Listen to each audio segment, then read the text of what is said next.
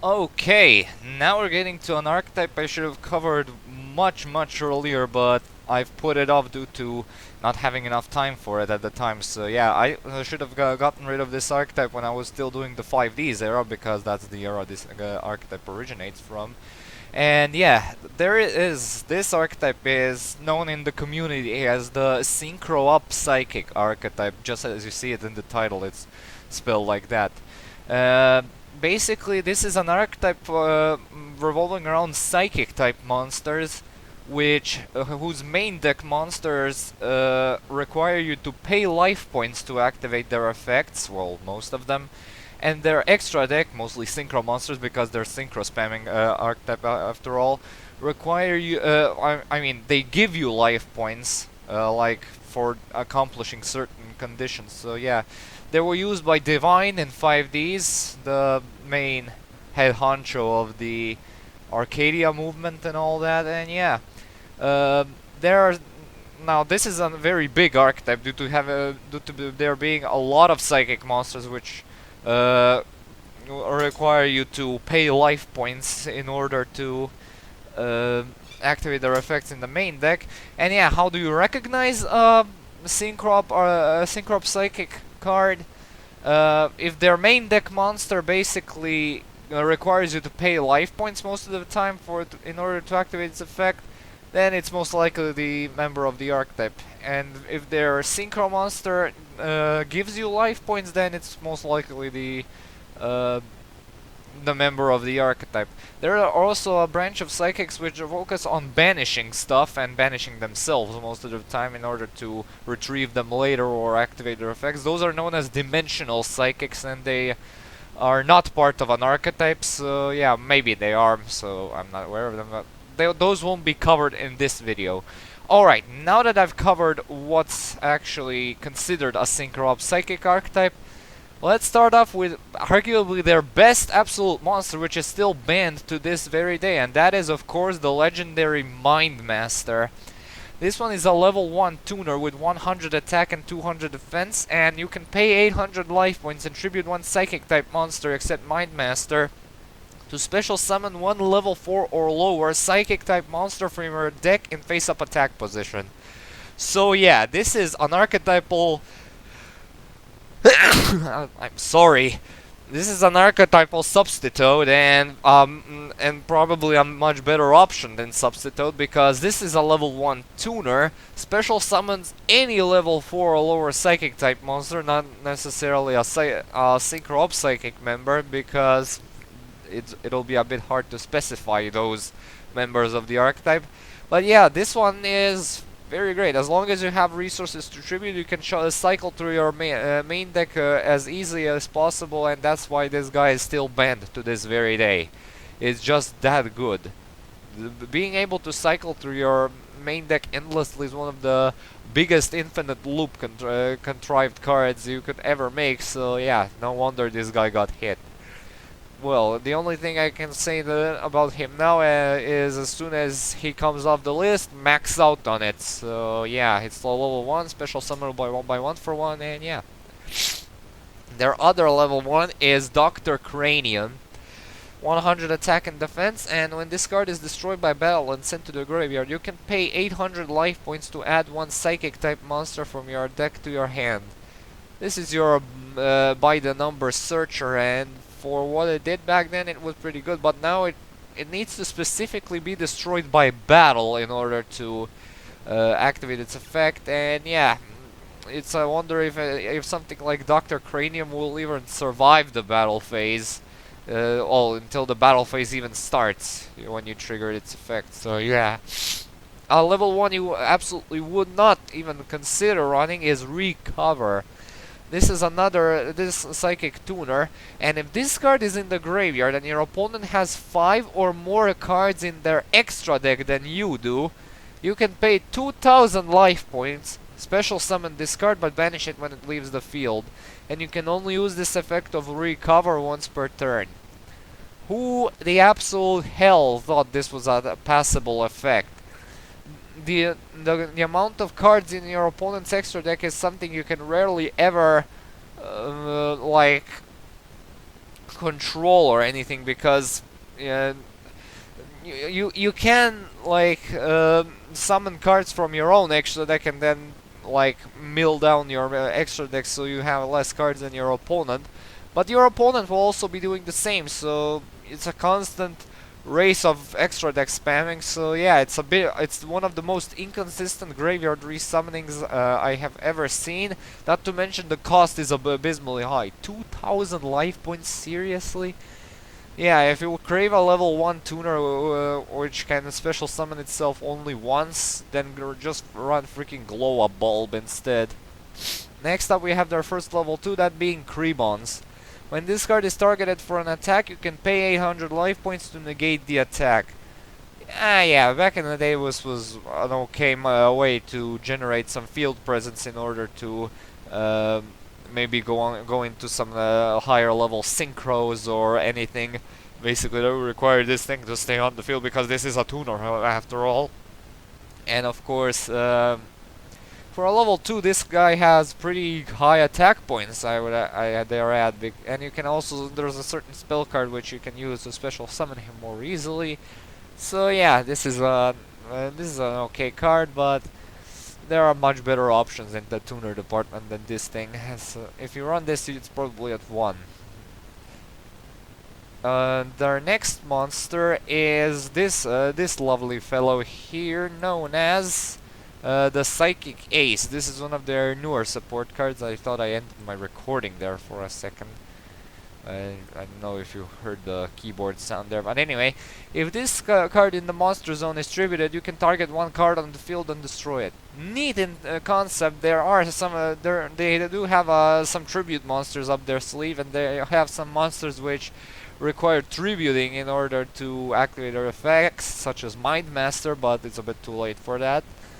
But yeah, I would have actually loved this guy more if it actually said that if it is sent to the graveyard due to it being used as a result for a synchro summon or something due to how the archetype works. But as it is now, it's not very versatile in what it's supposed to do. So yeah, wasted opportunity in my opinion. Next up we have another tuner, that being Psychic Jumper. Once per turn you can pay 1000 life points to target one face-up monster your opponent controls and one Psychic-type monster your opponent controls. And then one Psychic-type monster you control, sorry, except Psychic Jumper. Switch the control of both targets, and if you do, the battle positions cannot be changed this turn. So yeah, this is actually one of the cooler ways you can actually snatch the opponent's monsters with this card and maybe use them for synchro plays or any basically extra deck plays. So you're basically giving the opponent a monster which you can easily run over, since psychic types have a fair share of monsters which have 0 attack and require the maintenance costs of life points to be paid. So yeah, you can be screwing them over pretty badly with this one. So yeah. And not to mention that the control effect is permanent, so yeah, go wild with that. You can pretty much steal a very important beater or very nice play extender. So yeah, the opponent will be left resourceless once you pull it off. So yeah, it can provide for some fun monster snatching and worth experimenting with. Run any number of these. Next up we have their first level 3, that being Mind Protector. It has 0 attack and 2200 defense, and this card's controller must pay 500 life points during each of their standby phase if they cannot destroy this card. Monsters with 2000 or less attack cannot declare an attack except for psychic monsters. Yeah, this is actually a very fun card to pull off with Psychic Jumper, one of the prime targets you can give your opponent with this thing. Not to mention this card can be summoned with a certain spell cards, making the progress a lot easier. So yeah, also it's a very beefy level 3 wall, so yeah, it's an okay card.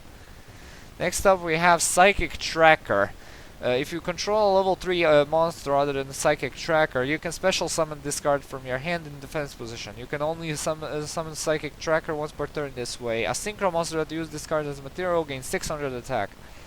This is a fun card to use in your Psychic deck, since it can actually trigger its effect upon controlling any level 3 monster, which is absolutely a plus in my book. Not to mention it's easy link fodder, so yeah, this should actually be maxed out on if you play a lot of level 3 psychic monsters. So yeah, it's a good card to consider having. Next up we have Psychic Wheel Leader. How do you pronounce this anyway? It actually has the exact same summoning condition as Psychic Tracker, and it also has the same limitation of being able to summon itself once per turn this way. And if this card is sent to the graveyard as a synchro material, you can target one monster on the field with a less attack than the synchro monster that used this card as material, destroy it, and you can only use this effect once per turn. Much like the previous one, you tend to max out on these if you're playing a rank 3 spam deck, or basically a psychic type deck that uses a lot of level 3s. So yeah, that's always a nice option to have. So yeah, run any number of these, preferably max out on them. Next up we have another level 3. This one is a tuner, that being Psychic Commander. So when a psychic monster you control battles during the damage step, you can pay life points multiples of 5 with 100, which is with max being 500, to have the monster battling lose that much attack and defense until the end phase. The only redeeming quality of this card is being a level 3 tuner, which can be special summoned with a certain spell card of theirs, and that's it. You are never going to use this effect unless you're really desperate to get over something that even your highest beat stick won't be able to get over. So yeah. Yeah, you basically run 3 of these because it's a very splashable level 3 tuner, due to its conjunction with the spell card. So yeah, that's all I'm gonna say about this one. Their next level 3, good god, I love this one, is Dr. Frankenderp. And yeah, if this card is normal or special summoned, you can pay 500 life points and look at the top card of your deck, then place it on the bottom or top of the then place it on the bottom of your deck, or reveal it and add it to your hand. Good god, I got confused a bit there. But skip your next draw phase if it is added to your hand, and you can only use this effect of Dr. Frankenderp once per turn. Again, it can you can add any card with this thing's effect to your hand, but skipping your draw phase is a bit too costly for my standards if you're performing just a measly search. This should have been like if it was normal or special summon, that you can draw 1 card and like restrict you from special summoning. Maybe that would be a bit of a much understandable cause, but even then, this thing is way too slow for my standards, and way too slow for anyone to consider running. So yeah, moving on.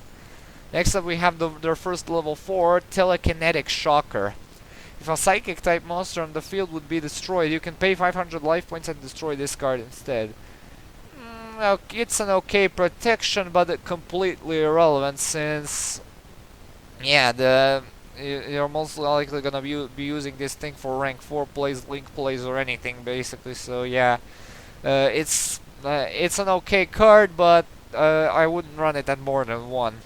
Next up we have Psychic Snail, a level 4 with 1900 attack and 1200 defense, and when you can pay 800 life points and select one other face-up psychic type monster you control, that monster can attack twice during each battle phase. This card cannot attack the turn you activate this effect.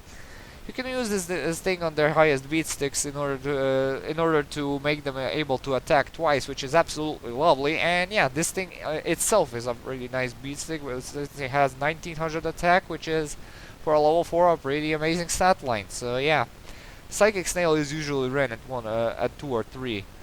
Next up we have their other level 4, that being Power Injector. Once per turn you can pay 600 life points to have all face-up psychic monsters gain 500 attack during this turn. That's literally all it does. A very pointless battle boost, which might as well not exist, because there are much better cards that do the exact same thing, so no, not worth it. Next up we have another level 4, that being Destructo Tron.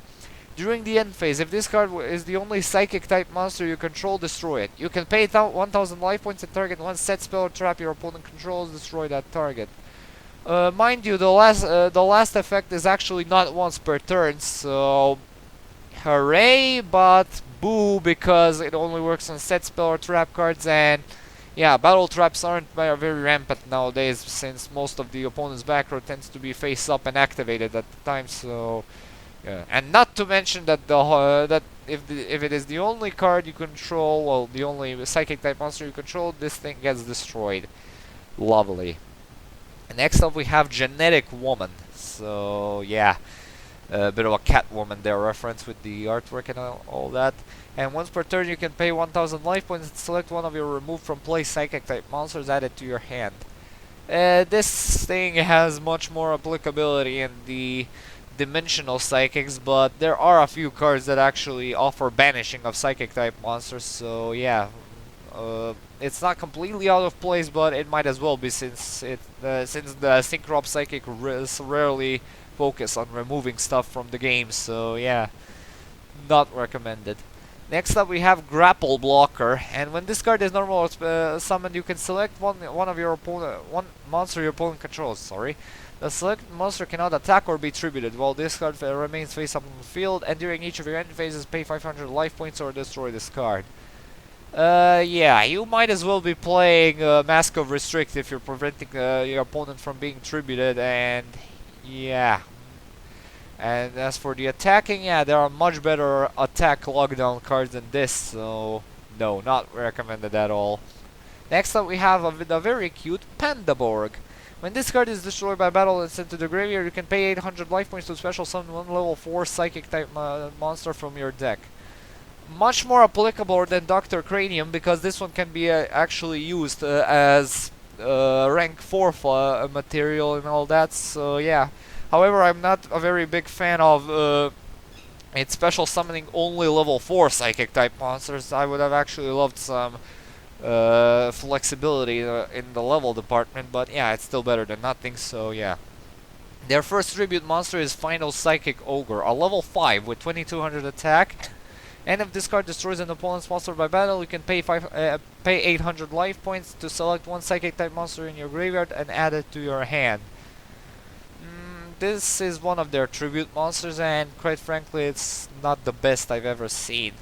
This is a type of card that I would actually expect to have like straight up special summon monsters from the graveyard, such as Fortune Lady Dark, which is a much better variant to this card, because she special summons the monsters. Actually, when you summons those monsters, it actually triggers their effects most of the time, which conjuncts well with their archetypes. So yeah, this is not the level 5 you actually want to run, so no.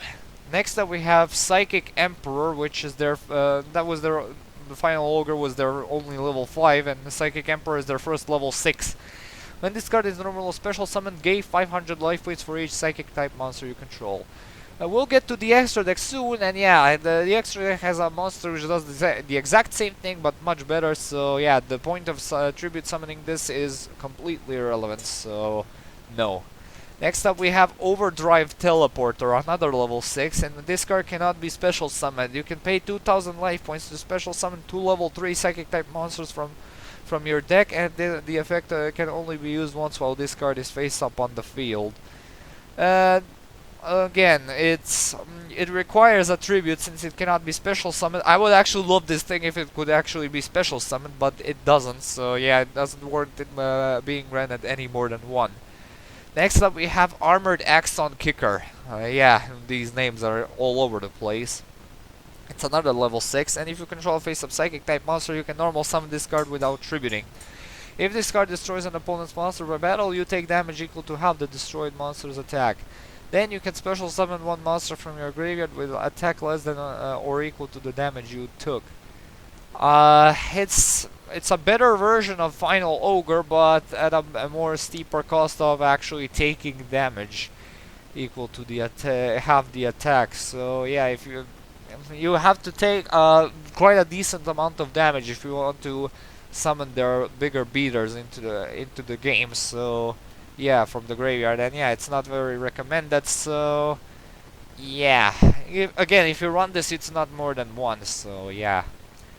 Next up we have Genomics Fighter, which is another level 6, and this one is actually a tuner monster. And you can normal summon this card without tributing, but its original attack is halved and its level becomes 3.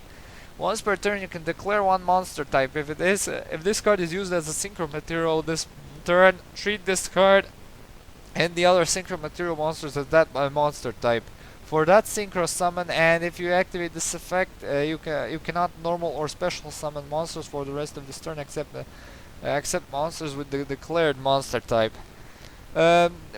Despite the somewhat out of place restriction, this card actually combos very well with Psychic Tracker and Wielders, since upon being normal summoned without tributing it becomes a level 3, meaning you can actually special summon the two level 3 monsters and go into Trishula, which recently got unlimited. Yay! Anyway, yeah, this is if you actually again choose to run this, it's most likely at 1 or 2 due to the ratios of how Wielder and Tracker are ran. So yeah, experiment actually with these, because I do not know the optimal ratio myself, because I do not play the Psychics all that much. Next up we have their final main deck monster, that being Master Gig. It's a level 8 with 2600 attack, and once per turn you can pay 1000 life points to destroy monsters your opponent controls equal to the number of face-up Psychic type monsters you control. Again, gimmicky boss monster, and yeah, thank God it has the ability to be special summoned, because yeah, offering 2 tributes for special for the normal summons, sorry, of this thing is not very recommended. Yeah, although I wish actually the stats would be a bit better. So yeah, it can also be a trade-in bait. So yeah, run one of these if you actually feel like it. Alright, now going on to their extra deck. First up we have Magical Android. It's a level 5 with 2400 attack, and it's completely generic, and during each of your end phases gain 600 life points for each Psychic type monster you currently control. If you manage to splaster the field with the Psychic type monsters, you should get a decent heal off of this thing pretty easily during each end phase, and yeah, it's okay, but there are other higher level Psychic type monsters which are much more worth your time than this. So yeah, this is a decent first turn option if you don't have any resources to make any bigger Psychic monsters. So yeah. Anyway, next up we have their first level 6 Psychic Nightmare.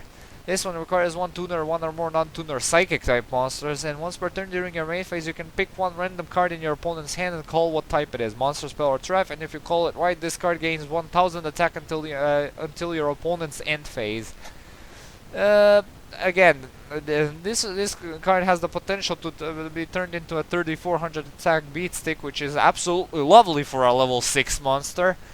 But yeah, most of the time actually the opponent might not have that many cards to choose from, so yeah, again, it can be, it all depends on chance. And when I was playtesting Psychics earlier, earlier when not even doing this archetype for an archetype analysis, when I didn't even think about doing this archetype due to how big they were, I managed to pull these things off, effect off very consistently. So yeah, it's okay. So, but the opponent always had like 1 or 2 cards in their hand when I pulled the effect off. So yeah, I always called a spell card, or if you call actually a monster card, most of the time you're most likely gonna guess right. So yeah, that's a bit of an advice there for all you Psychic enthusiasts there. So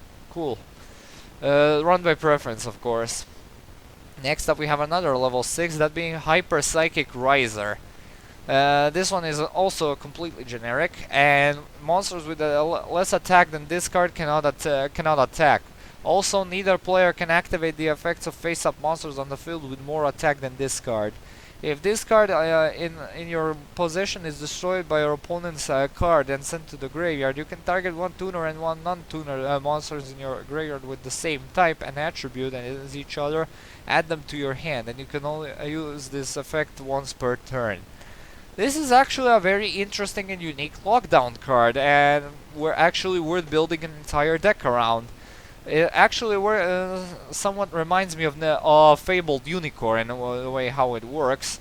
And yeah, as in your by the number psychic decks, this is actually a bit too specific and unreliable, but the type of lockdown it offers is actually very unique, and yeah, I'd actually recommend building an entire deck around this card's lockdown effect because the shit's pretty hype.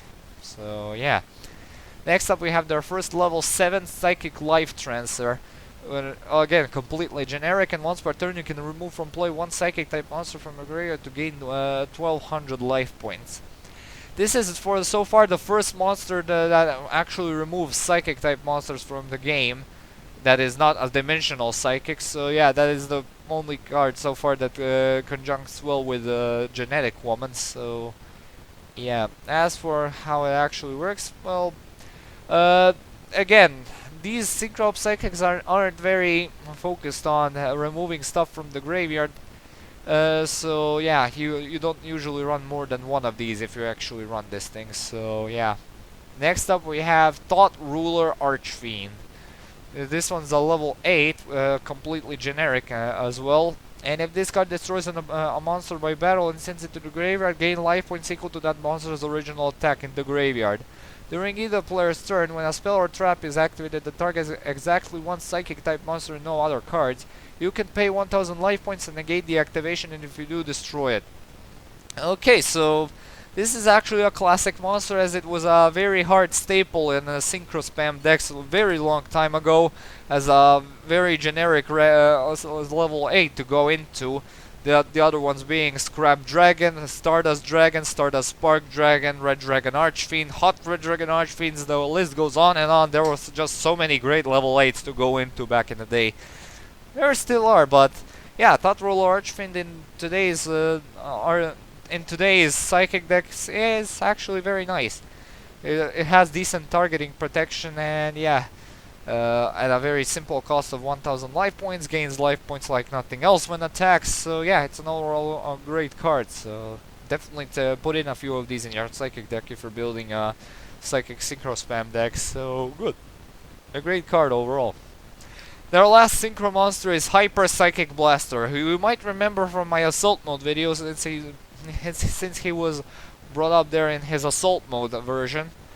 Requires no one tuner and one or more non-tuner Psychic type monster, and if this card attacks a defense position monster, inflict piercing damage to your opponent, and at the start of the damage step, if this card attacked the defense position monster and that monster's defense is lower than this card's attack, use its original values if the other monster is no longer on the field. Gain life points to the surplus.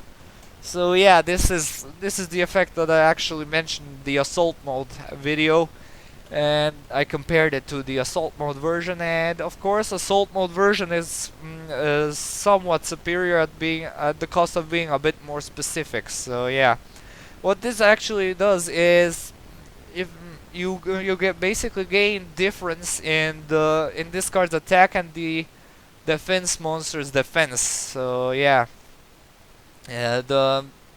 basically if you run into a Scapegoat token, you gain 3000 life points. So yeah, that's always an amazing picture you like having in your head. So yeah, it's a level 9, so it might be a bit of a harder chore to summon. So yeah, again, run by preference. And their last monster is the fusion monster Ultimate Axon Kicker, and this one is a level 10. It requires a Psychic type Synchro monster and a Psychic type monster as material. Has 2900 attack, and this monster can only be special summoned by fusion summon from the extra deck, and this card cannot be destroyed by card effects, and during the battle between this attacking card and the defense position monster whose defense is lower than the attack of this card, inflict the difference as battle damage, basically piercing damage, and when this card destroys an opponent's monster by battle and sends it to the graveyard, you gain life points equal to the destroyed monster's attack. Yeah, this is basically a more powered up version of Thought Ruler Archfiend, a Thought Ruler Archfiend that does piercing damage. So yeah, at the cost of having, oh no, it actually has 200 more attack points. So yeah, Guard Hulk helped him out there a bit. So yeah, this is this is basically the reason why you actually run Miracle, Synchro Fusion, and Psychics, and for a very good reason. This is a nice boss monster to consider having, so yeah. Now moving on to their spell and trap support. First up we have the continuous spell Teleport. Once per turn, if your opponent controls a monster and you control no monsters, you can pay 800 life points to special summon one psychic type monster from your hand. Okay, so this is basically an archetype of Valhalla, but I would actually love it if it was only you who didn't control any monsters, because if you don't have any, if you only open up with high level psychic type monsters and then your opponent does not have any monsters to summon, yeah, it's basically a dead card there. So again, run by preference in any ratios if you want to build a swarmative, is that even a word, psychic deck. However, it also gets better because the teleport becomes an emergency teleport, which is a quick play spell which allows you to special summon one level 3 or lower psychic type monster from your hand or deck, but banish it during the end phase of this turn. This is the second card which banishes the psychic type monsters, which is not a dimensional psychic type card. But yeah, this is actually an extremely useful card, and in fact it's limited due to how good it is. You basically use this thing to special summon your low level tuners in order to go into synchros, so yeah, it's limited for a reason, not to mention that it's a quick play spell which special summons from the deck, and also special summons a level 3 or lower, meaning there is much variety in which tuner you might need at the time, and not to mention that the monster can be any type, not only just a tuner, but the tuners are the type of monster which are most summoned with this thing. So yeah, definitely run it in your psychic deck, and if it ever comes off the limited list, max out on it. Next up we have the equip spell Psychic Sword. Equip only to a psychic type monster while your life points are lower than your opponent's. The equipped monster gains attack equal to the difference, with the max being 2000. Again, it used to be kind of cool to pull off, but it was actually entirely replaced by its retrain we got, that being Psychic Blade. Pay life points in multiples of 100, with the max being 2000, and equip that card to a monster. It gains that much attack and defense, and you can only activate one Psychic Blade per turn. So I absolutely do not need to explain why you would actually want to run Psychic Blade over Psychic Sword. For Psychic Sword, you actually need to hope that you have enough life points, a life point difference, in order to activate it. While for Psychic Blade, you just set up the difference yourself. So yeah, not to mention that your opponent doesn't need to have more life points than you in order to activate Psychic Blade. So yeah, great card. Next up we have Psychokinesis. If you control a psychic type monster, then target one card on the field, destroy it, and if you do, take 1000 damage. Very easy spot removal, usually ran at 3, so yeah, it's a basically very good card. Next up we have Psychic Implosion. This is a quick play which, during the battle phase, target one face-up monster you control, you lose life points equal to its attack, and if you do, its attack is doubled until the end of this turn. It cannot attack directly during the turn you activate this card, and you can only activate one Psychic Implosion per turn. I actually don't see why you would actually want to run this thing, because psychic monsters can provide fairly decent battle boosts themselves, with the right amount of setups. So yeah, not to mention Psychic Blade and all that. Also, it restricts you from attacking directly, which yeah, only works for the monster you actually made this thing work on. So no, most likely gonna be targeting a monster which has already insanely high enough attack points, meaning you take even more damage. So yeah, a bit too over destructively powerful in your in the glass cannon department. So yeah. Next up we have the continuous spell Sai Station. When a psychic type monster is normal summoned, you can pay 500 life points to increase its level by 1 and attack by 300. Even this remains even if this card leaves the field. This is one of the slowest level boosting and battle boosting I have ever seen in a card, and yeah, you should never ever consider running this in a competitive build. Next up we have another equipped spell, that being Telekinetic Charging Cell. Equip only to a Psychic type monster, and you do not have to pay life points in order to activate its effects. When the equipped monster is destroyed and sent to the graveyard, you can pay 1000 life points to return this card to your hand. Again, it's a very niche way to actually circumvent paying life points for a tricky monster. You actually don't want to pay life points in order to activate their effects. But I cannot think of a way why this would ever be considered viable, because most of the life points you pay, their extra deck monsters tend to restore, so yeah, this card is kind of pointless at that regard then. Next up we have the quick play spell Telekinetic Power. Special summon any number of level 2 or lower Psychic type monsters from your graveyard, and you take damage equal to the total levels of those monsters times 300. So basically this is an archetypal soul charge which only works on level 2 and 1 monsters. So anyway, no, don't run this, it's not very good. Next up we have Sai Impulse, which allows you to tribute one Psychic type monster to return all cards in your opponent's hand to the deck, then they draw 3 cards. This is actually a very gimmicky card to consider running. Basically you're shortening the opponent's hand by you're cutting away 2 cards at most. At least actually for when you go actually first. So yeah, you can make your opponent start with 4 cards during their next turn if you go first, and that's about it. It requires a tribute, and you can tribute the thing. What was it called? The thing, what was it called? Psychic Ace, in order to pop an additional card. But that's it. I know I'm not speaking much because I'm trying to figure out the purpose of this thing. It's not the Trickstar Reincarnation level of usefulness, but it's certainly not card destruction either. So no, don't run this thing. Psychic Path is their next spell card, and it allows you to pay 800 life points and select up to 2 of your removed from play of Psychic type monsters and add them to your hand. This is actually more of a dimensional Psychic support card, and yeah, like I said, there are not many Psychic type monsters and Psychic spell traps which actually remove stuff from the game in this branch of the archetype. So no, don't run this. And their last spell card is their field spell Brain Research Lab. Once per turn you can normal summon 1 Psychic type monster in addition to your normal summoner set. If successful, place 1 Psychic counter on this card. You can also place 1 Psychic counter on this card instead of paying life points to activate any Psychic type monster's effect that you control. When this card is removed from the field, the control of this card takes 1000 damage for each Psychic counter on this card.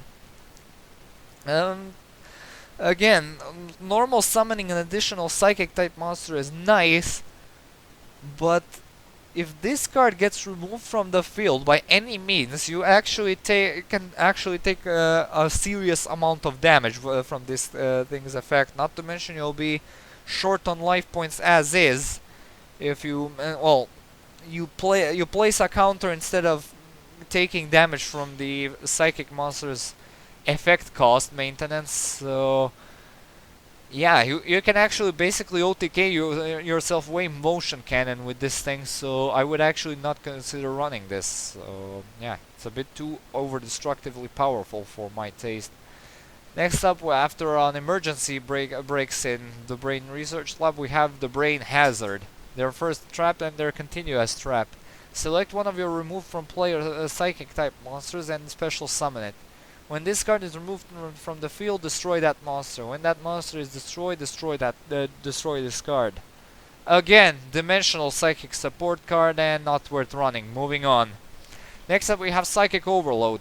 Target 3 Psychic type monsters in your graveyard, shuffle all 3 into the deck, then draw 2 cards. Simple recovery, and there's gonna be a lot of graveyard setup going on, so yeah. Drawing 2 cards is also nice, so yeah, you should always run this thing. Next up we have Psychic Rejuvenation, which allows you to gain 1000 life points for each face-up Psychic monster you control. a decent boost indeed, and yeah, it can actually be very useful in a pinch, so running one of these couldn't hurt in my opinion.